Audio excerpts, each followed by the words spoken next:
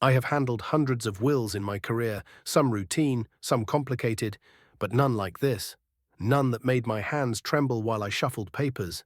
None that made me question my own conscience before I had even begun to read aloud. The Whitman estate was supposed to be a standard reading. A wealthy patriarch had passed away, leaving behind a family that, by all appearances, was respectable. The house was grand but quietly aging, tucked into the crest of the small town where everyone knew everyone else's business, and where whispers travelled faster than newsprint. I had been instructed to meet the family in my office, a place that smelled faintly of old leather, polished oak, and the faint lingering scent of dust that refused to be cleaned away. I arrived early that morning, carrying nothing but my briefcase, a stack of prepared documents, and the weight of decades of experience. Yet, as I sat in the leather chair behind the large oak desk, the reality of the Whitman family sitting across from me began to make the day feel less like routine and more like a trap. There were 7 of them. Mr. Daniel Whitman, the eldest son, sat with an air of forced authority, legs crossed and hands folded precisely on his lap. His wife, Lillian, kept her eyes downcast, lips pressed tightly, a small sigh occasionally betraying her otherwise composed demeanor. The younger son, Peter, leaned back in his chair with a casual arrogance, twirling a pen between his fingers, his eyes darting toward his siblings as if every glance could reveal an unspoken weakness. Then there were the daughters. Sarah, the middle child, sat stiffly, hands clasped, exuding a kind of brittle tension that suggested she had long ago learned the art of containment, suppressing outrage, disappointment, and fear all in one practiced smile. The youngest, Emily, fidgeted with the hem of her dress, clearly anxious but trying to appear polite, watching the room with wide eyes that reflected curiosity as much as dread. Finally, there were 2 individuals who had always stood slightly apart. Family members not quite at ease with the world, even outside the reading of a will. Martha, the late patriarch's secretary and longtime confidant, now a trusted advisor, and me, the lawyer tasked with guiding the family through what should have been a process of closure. The room was silent, heavy with anticipation. I could feel it pressing down on my shoulders, a nearly tangible tension that I had only ever experienced a handful of times in my career. Usually, silence accompanies the reading of a will as a polite veil over greed, disappointment, or resentment. But this silence felt different, heavier, layered with unspoken fear. I cleared my throat. "Good morning, everyone," I began, trying to project the calm authority that had served me well for decades. "We are here to read the last will and testament of Mr. Harold Whitman. I have the official documents prepared and notarized, and I will guide you through them today." I paused. Eyes followed my hands as I opened the folder, carefully removing the sheets. Paper rustled softly, the only sound in the otherwise still room, except for a faint ticking from the antique wall clock. A relic from the patriarch's office, now sitting inconspicuously in the corner. "As you know," I continued, "this is a legal document, and I will read it verbatim. Please hold all questions until the reading is complete. Any additional correspondence or notes outside the main will be addressed afterward." I began to read. The initial pages were as expected: standard declarations, acknowledgements of witnesses, and formal statements about the distribution of property, cash, and personal belongings. Nothing unusual, routine language, meticulously worded. And yet, as I read, I noticed the subtle glances, the shifting of feet, the small tightening of jaws around the room. Even the seemingly indifferent Peter twitched slightly when his mother's inheritance was mentioned. Then, midway through, I came to a section that had been set aside in a separate envelope, not part of the main document. I hesitated. There was nothing overtly suspicious about its presence, but I had learned to trust instincts developed over decades. Something about the envelope felt deliberate. It had been placed behind the main bundle of papers, neatly sealed and addressed in the patriarch's precise handwriting, to be opened only by the executor and read privately before any distribution. My hands paused above it. I glanced up at the family, meeting their eyes. No one noticed. Not yet. The moment was delicate, fraught with unspoken tension. I carefully extracted the envelope and held it. The paper was thick, slightly yellowed with age. A wax seal, embossed with the family crest, remained intact. I could feel the weight of it, heavier than the few sheets of paper it contained, as if it carried not just words, but consequences. I took a deep breath and, stepping away from the family, opened it on my desk.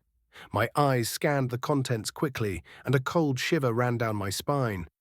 Inside were two items, a letter and a folder marked Evidence Confidential. The letter was brief, written in a meticulous, steady hand. It addressed me directly. To the executor of my estate, if you are reading this, then I am no longer alive to oversee the truth. Inside this folder, you will find evidence of a crime that was committed within my family. It is up to you to decide how or whether this information is revealed. The consequences of your choice will reverberate far beyond this room. Beneath the letter lay the folder, labeled with the patriarch's initials. My pulse quickened as I opened it. Inside were photographs, financial statements, correspondence, and a detailed account of a deliberate act. A crime meticulously covered up years ago, hidden behind property transactions, legal loopholes, and false narratives. I felt the gravity immediately. This was no ordinary inheritance. This was a revelation that could destroy reputations, shatter families, and perhaps even involve law enforcement. I closed the folder and sat back, carefully maintaining my composure. I could feel my pulse in my temples, the quiet thrum of fear and anticipation mingling with professional duty. The morning after the will reading, I found myself back in the office long before sunrise. The quiet hum of the city had not yet begun, and even the distant clock tower in town remained motionless against the pale dawn. Alone in the office, I spread the documents across the desk. The envelope marked Evidence Confidential, the photographs, the letters, the financial statements, all meticulously filed by the deceased patriarch. I took a deep breath. My role was clear in theory: review the contents, determine legality, and prepare any disclosure according to the law. But the contents of this file rendered any theory of neutrality meaningless. The crime committed was not trivial. It was deliberate, carefully planned, and it implicated someone still present in this family. I began methodically examining the folder. Photographs of documents showed falsified contracts, transfers of property, and signatures forged to hide the true movement of funds. Handwritten notes suggested collusion between two family members, a conspiracy that had effectively rewritten history for their own gain. I paused over one letter in particular. It was a handwritten confession, unsigned, buried within the patriarch's files. If anyone ever finds this, they will know the truth. I did what I thought was necessary at the time, but it cannot remain hidden forever. No name, just a date corresponding to the year of the crime. Yet even without a signature, the handwriting matched several documents linked to the elder son, Daniel. My stomach tightened. The weight of this knowledge pressed down. I was no longer a neutral observer. I had in my hands proof of a crime and a document trail that could destroy reputations, wealth, and relationships. I knew I needed evidence beyond circumstantial patterns. Photographs of contracts alone would not convince a jury if it came to that. I needed confirmation. I arranged a private meeting with Martha, the late patriarch's secretary and trusted confidant. She had been close to the family for decades, had managed correspondence, and had an unmatched knowledge of the inner workings of the Whitman household. "Martha," I began, handing her the folder, "I need to know the truth about these documents. I have reason to believe a crime was committed. Who was involved?" She studied the documents silently for a long minute, her hands shaking slightly. Finally, she exhaled. "You've found it," she said quietly. "Yes." It was Daniel. And yes, Lillian knew. They took advantage of Harold's illness, but Nidoda Sokant. No one else suspected, not even the younger children. It was meticulous. Holding it in my hands, I felt the enormity of the situation. Here was evidence that could prove wrongdoing beyond any reasonable doubt.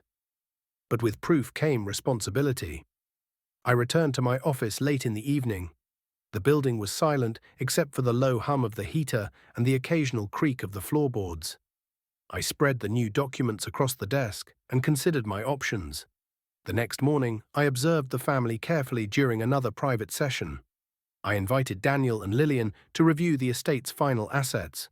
I placed the original unaltered will on the desk. "This," I said softly, "is the original document as prepared by Mr. Harold Whitman before any amendments were made. It differs from the version currently recognized as the official will." Daniel's eyes widened imperceptibly. Lillian's breath caught. The room felt suddenly smaller, heavier. I could almost hear the unspoken thoughts pressing against the walls. The next morning, I arrived at the office before anyone else. In my briefcase lay the original will, the annotated documents, the photographs and letters, every piece of evidence the patriarch had left for me. I knew today I would act. I had called Daniel and Lillian in separately under the pretense of reviewing certain clarifications regarding asset distribution. My plan was simple: give them the choice, force them to confront the truth, and see if they would acknowledge their crime voluntarily. Daniel was the first to arrive. He entered the office with a carefully constructed expression of calm authority. But subtle tells betrayed him. The stiffness of his shoulders, the brief flick of his eyes to the corner where the evidence was laid, the slight tightening of his jaw. I placed the folder on the desk between us. "These documents show the original distribution of assets. They also contain clear evidence of actions taken after your father's death, actions that legally and ethically constitute a crime. Your involvement is evident." He stared at me, and for the first time I saw fear. Not just for wealth or reputation, but guilt and realization. You have to understand," he began, fumbling. "It wasn't meant to hurt anyone. Lillian, we only wanted to protect the family, to ensure the estate stayed within safe hands." "Intent does not erase fact," I replied softly, "but it does allow for a choice now. A choice that could mitigate damage, preserve some dignity, and perhaps allow the family to reconcile, even partially." By the end of the morning, both Daniel and Lillian had signed a statement acknowledging their actions, agreeing to follow their father's original intentions, and consenting to a private restitution plan. The estate could now be executed according to the original will, correcting decades of wrongdoing. Days later, the estate was fully executed according to the original will. The siblings who had been cheated received what was rightfully theirs. The atmosphere in the Whitman household carried a new sense of clarity. Even in solitude, I could feel the full magnitude of what the patriarch had entrusted to me. Not merely the execution of his estate, but the careful navigation of a crime, a legacy, and a family poised on the brink of revelation. Inheritance is never just about property, it is about truth, accountability, and the moral legacies we leave behind. Thank you for watching this story until the end. If you found it meaningful, don't forget to hit the like button, subscribe to the channel, and tap the bell icon so you never miss an update. Your support helps us continue bringing powerful, real stories from around the world.